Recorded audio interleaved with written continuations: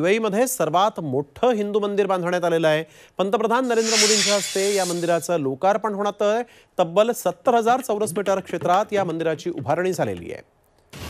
या मंदिरासाठी एकूण 700 कोटी रुपयांचा खर्च आलेला आहे। पंतप्रधान नरेंद्र मोदी आता या मंदिरामध्ये दाखल झालेले आहेत।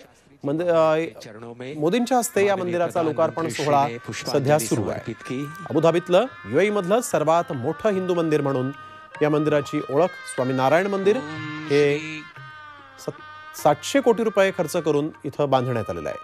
70,000 वर्ग मीटर 70,000 चौरस मीटर इतकी या ठिकाणी जागा अधिग्रहित करण्यात आली आणि त्यानंतर हे भव्य दिव्य मंदिर उभारण्यात आलं आहे।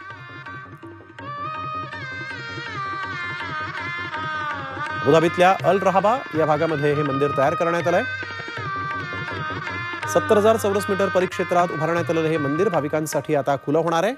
आज मोदींनी त्याचं लोकार्पण केलेलं आहे। BAPS म्हणजेच बोचसनवासी अक्षर पुरुषोत्तम स्वामी नारायण संस्थेमार्फत या मंदिराची उभारणी करण्यात आलेली आहे आणि ही तीच संस्था आहे ज्या संस्थेनं दिल्लीतील अक्षरधाम मंदिर बांधलंय। अमेरिकेतील न्यू जर्सी इथं देखील आशिया बाहेरचं सर्वात मोठं मंदिर बांधलंय। BAPSनं जगभरात 1100हून अधिक हिंदू मंदिरं बांधलेली आहेत। मंदिराची उभारणी आपण बघतोय 70,000 चौरस फुटात करण्यात आलेली आहे।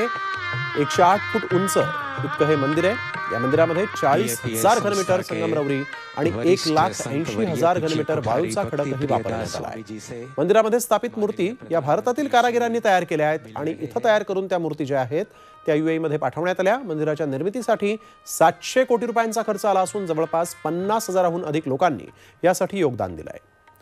मंदिर परिसरात मोठं गार्डन आणि लहान मुलांसाठी खेळाचं मैदानही तयार करण्यात आलेलं आहे। और अब माननीय प्रधानमंत्री श्री आए हैं बेनमून पिलर ऑफ